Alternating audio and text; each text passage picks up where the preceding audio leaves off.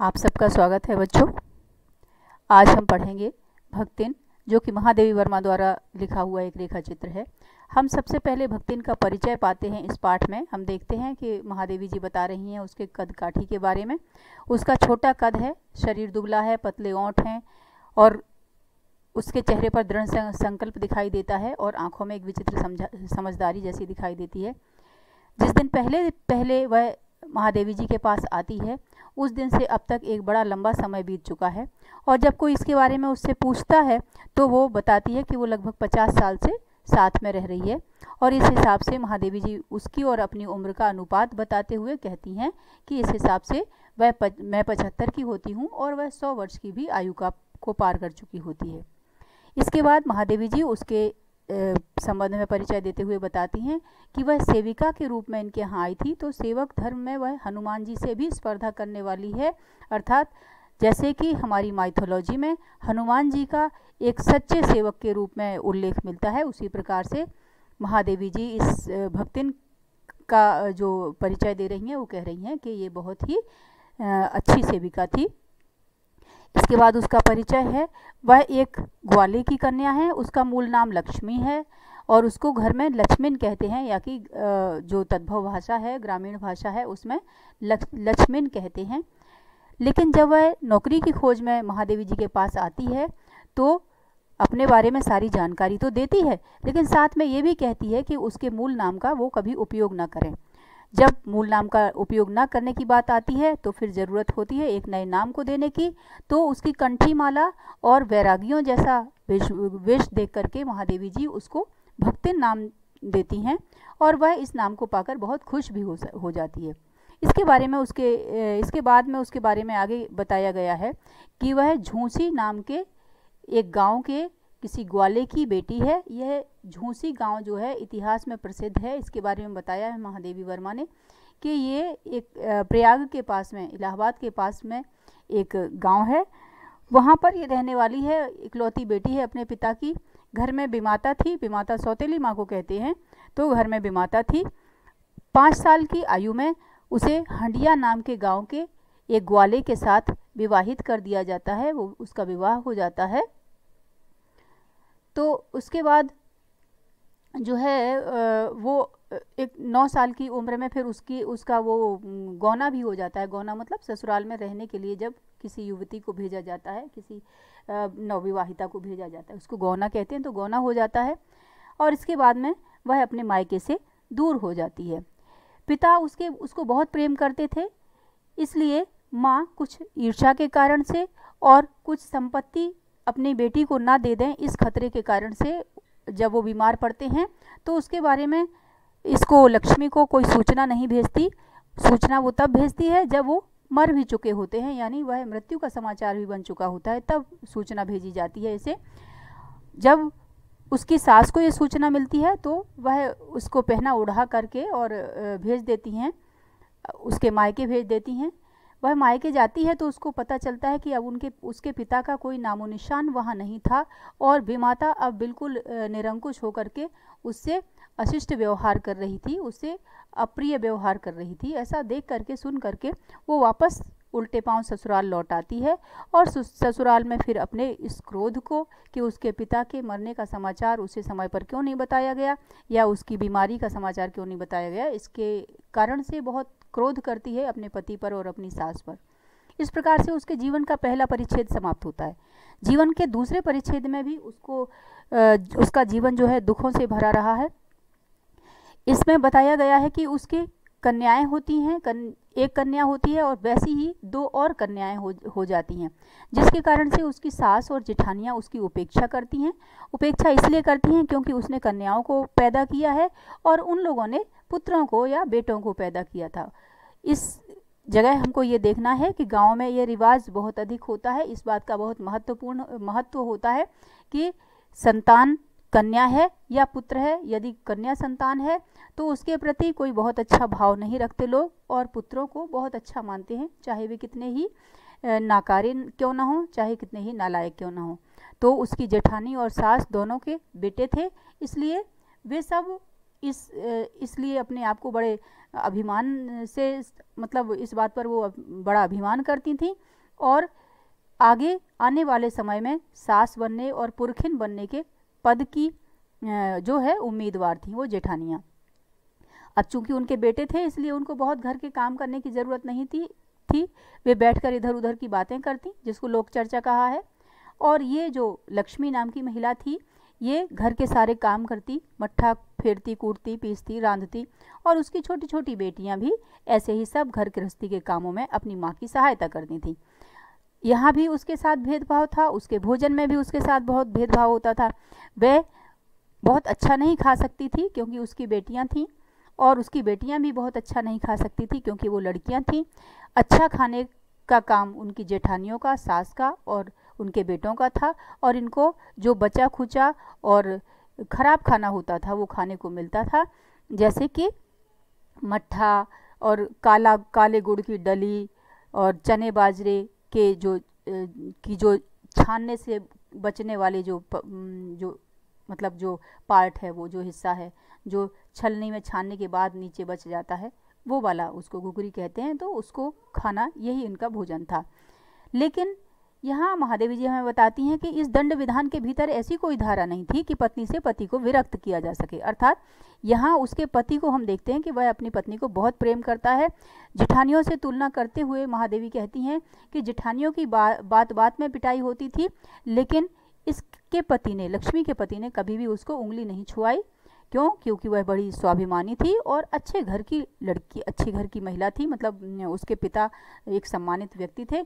इसके कारण से भी और इस कारण से भी कि वह अपने पति को बहुत प्रेम करती थी, तो उन दोनों में आपस में प्रेम का बंधन था। दोनों प्यार करते थे एक दूसरे को, इसलिए वो कोई कभी भी उसके ऊपर हाथ नहीं उठाता था।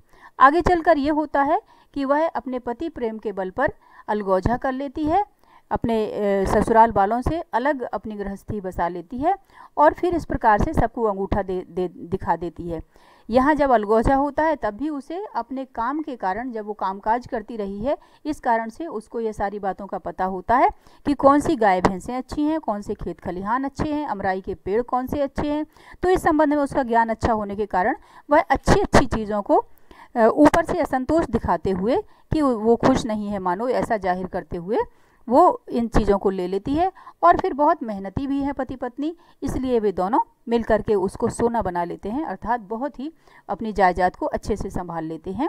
इस प्रकार से आगे उसकी ज़िंदगी चल पड़ती है।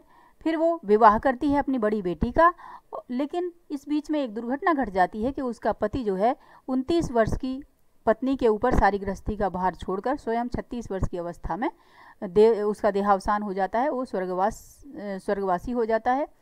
जब ऐसा होता है तो घर के लोग जो है, जेठ और जेठौत उसके, ये सोचते हैं कि अगर ये दूसरी शादी कर ले तो सारी जायदाद हमें वापस मिल जाए, लेकिन ऐसा करने के लिए राजी नहीं होती है।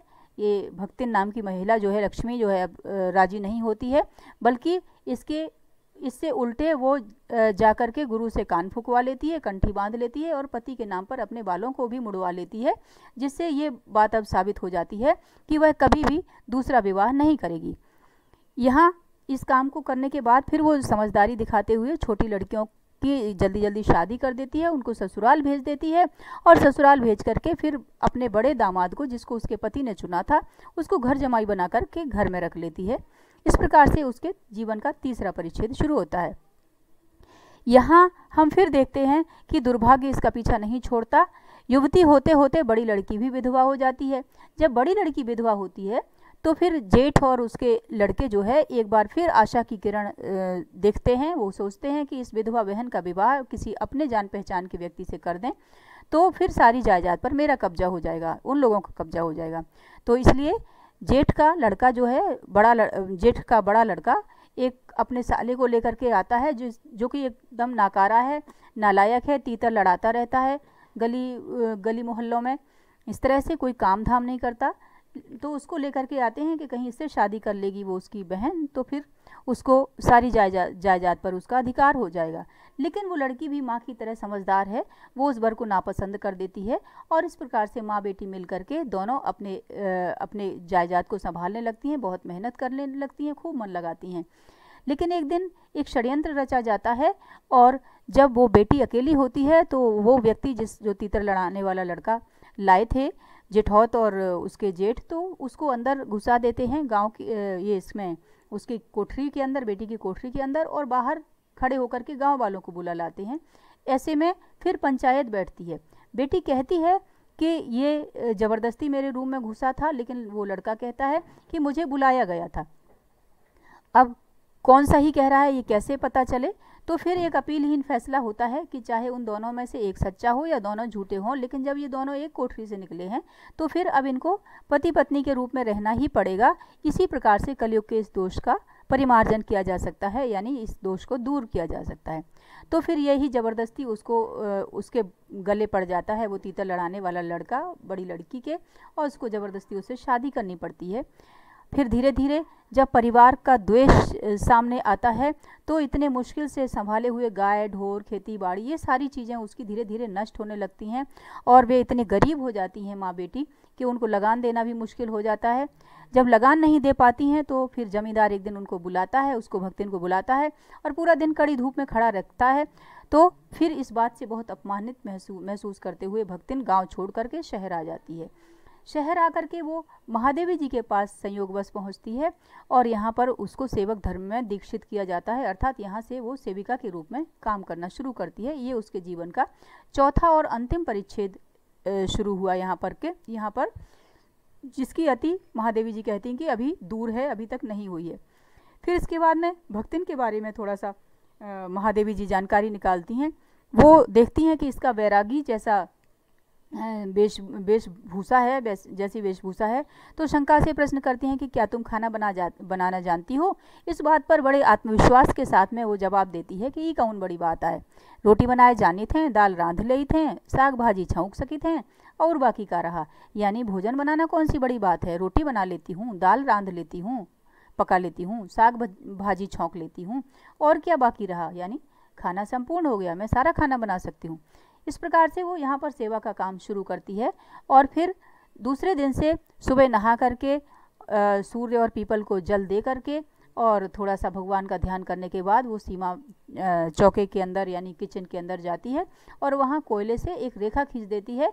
इसका मतलब ये है कि ये पवित्र स्थान है, कोयले से खींची हुई रेखा के अंदर वाला, यहाँ कोई भी अपवित्र स्थिति में नहीं आएगा, यानी बिना स्नान किए और इस प्रकार से नहीं आएगा।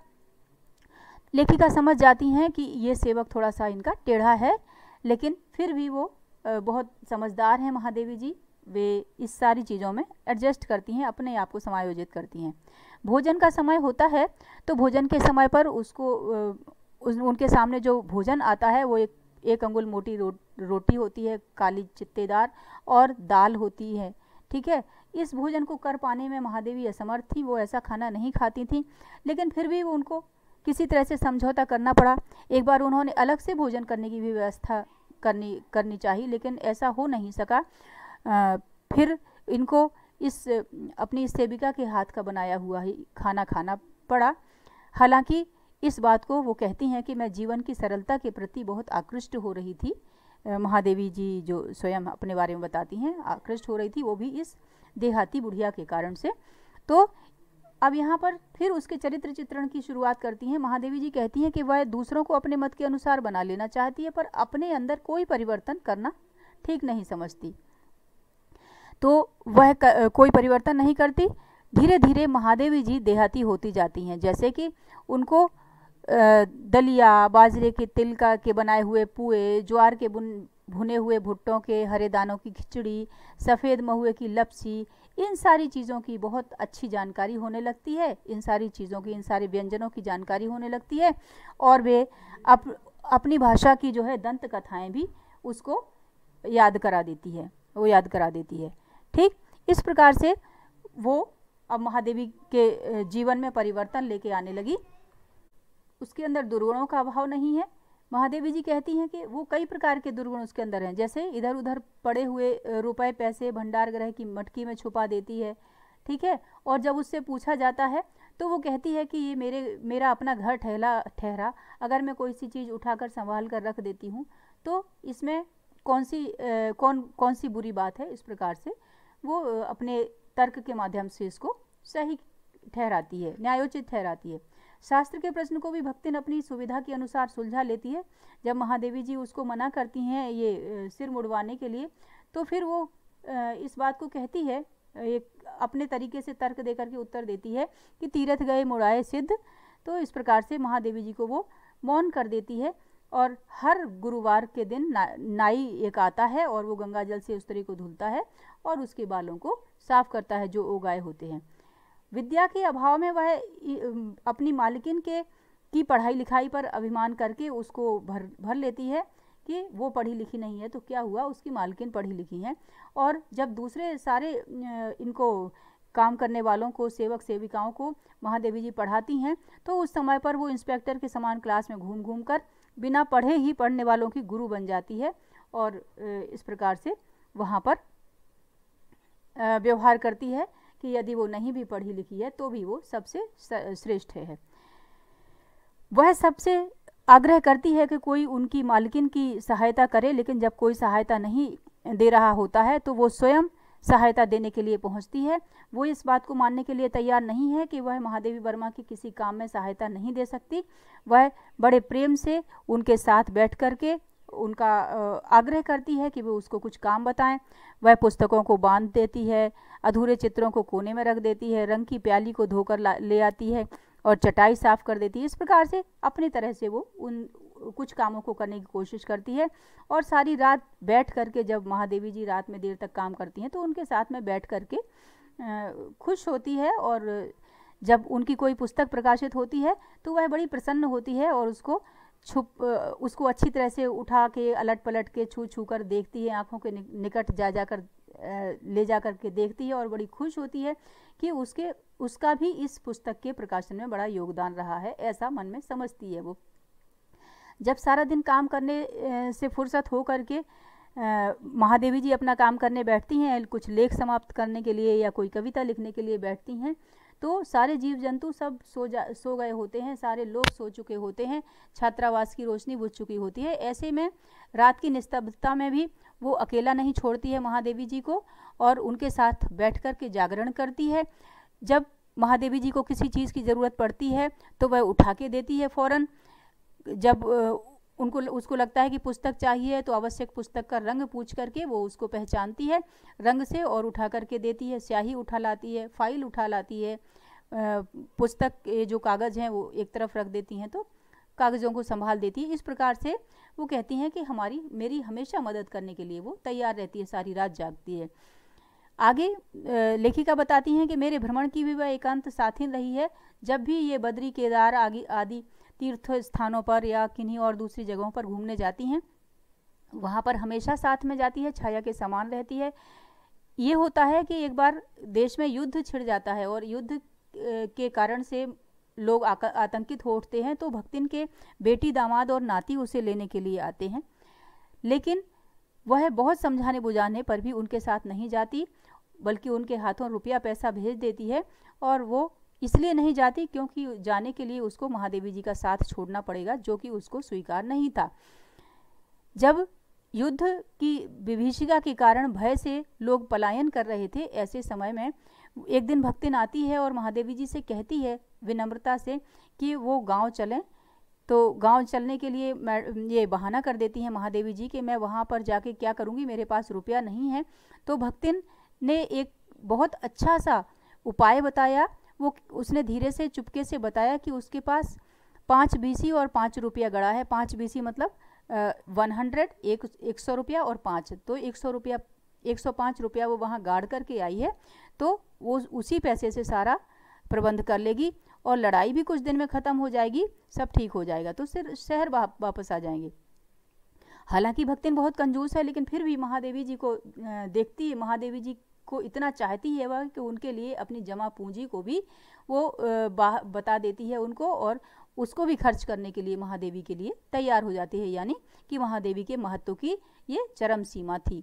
भक्तिन और लेखिका के बीच में सेवक स्वामी का संबंध है, यह कहना कठिन है। कहती हैं लेखिका कि मैं इसको सेवक और स्वामी की तरह नहीं समझती हूँ इस संबंध को, क्योंकि ऐसा कोई स्वामी नहीं हो सकता जो इच्छा होने पर भी सेवक को अपनी सेवा से हटा ना सके और ऐसा कोई सेवक भी नहीं सुना गया जो स्वामिनी के चले जाने का आदेश पाकर अवज्ञा से हंस दे। अर्थात यदि ये चाहें भी तो उसको हटा नहीं सकती हैं अपनी सेवा से, और ये कह भी दें कि काम छोड़ करके चली जाओ तो वह हंस देगी और लेकिन जाएगी नहीं, इस आदेश को वह जो है नकार देगी। तो इस प्रकार का आत्मविश्वास हम इस सेविका के अंदर देखते हैं। आगे देखते हैं कि उसके संपर्क में आने वाले व्यक्ति उसमें जीवन की सहज मार्मिकता ही पाते हैं, अर्थात वह सबके प्रति बड़ी प्रेम और स्नेह से भरी हुई है। कभी ये छात्रावास की छात्राएं उसके पास आती जाती रहती हैं, उससे कभी चाय बनवाना, कोई किसी और काम से बात करने के लिए ऐसे आती जाती रहती हैं। लेखिका के परिचितों और साहित्यिक बंधुओं से भी भक्तिन को गहरा संबंध है, मतलब कंसर्न है, वह उनसे बहुत अच्छे से परिचित है। वह आकार प्रकार और वेशभूषा के आधार पर सबको याद रखती है और सबका दुख उसे प्रभावित कर सकता है। अर्थात जब विद्यार्थियों में से कोई किसी के कारागार जाने की सूचना मिलती है तो वह बहुत ही उत्तेजित हो जाती है और बहुत ज़्यादा उसका मतलब इस बात से परेशान हो जाती है कि उसको किसी विद्यार्थी को क्यों भेजा गया जेल में। और फिर बापू से लेकर साधारण व्यक्ति तक सबके प्रति भक्तिन की सहानुभूति एक जैसी है। अर्थात उस समय ये स्वतंत्रता संग्राम का माहौल था, आज़ादी का आंदोलन चल रहा था, इस कारण से वो जो है सबके प्रति, ऐसे लोगों के प्रति बहुत सहानुभूति रखती है। लोग उसे जेल जाने के लिए चिढ़ाते हैं, वो बताते हैं कि तुम्हारी मालकिन जेल चली जाएंगी तो तुम कैसे रहोगी, तो फिर वो बेहोश हो जाना चाहती है जेल की संभावनाओं को देख करके। लेकिन उस डर से भी कहीं ज़्यादा महत्व तो लेखिका के साथ का उसके लिए होता है। और फिर वह चुपके से पूछने आती है कि वो क्या क्या तैयारियां कर ले जेल जाने के लिए। वो जेल जाने के लिए महादेवी जी के साथ तैयार हो जाती है।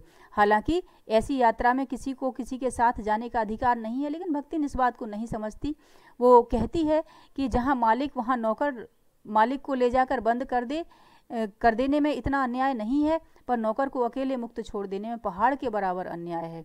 ऐसा अन्याय होने पर भक्तिन को बड़े लाट साहब तक लड़ना पड़ेगा, अर्थात बड़े बड़े अधिकारियों से भी वो इस बात के लिए लड़ने को तैयार है कि यदि महादेवी जी को, उसकी मालकिन को जेल होती है तो वह भी जेल जाएगी, उसको भी जेल भेजना पड़ेगा।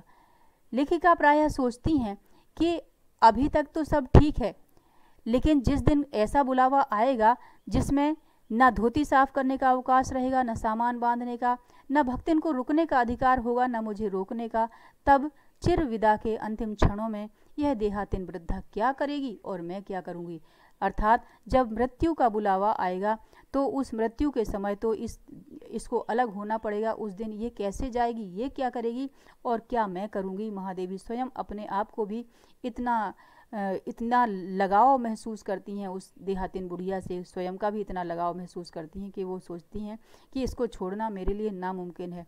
भक्तिन की कहानी अधूरी है, पर उसे खोकर मैं इसे पूरा नहीं करना चाहती। लेखिका कहती हैं कि ये भक्तिन की अधूरी कहानी है, लेकिन ये पूरी तब होगी जब भक्तिन की मृत्यु आएगी और मैं उसे खो करके इस कहानी को इस कीमत पर पूरा नहीं करना चाहती हूँ। इतना लगाव महादेवी जी का है। इसके साथ ही ये एक्सप्लेनेशन समाप्त होता है। धन्यवाद। Thank you for watching. मिलते हैं नेक्स्ट वीडियो में।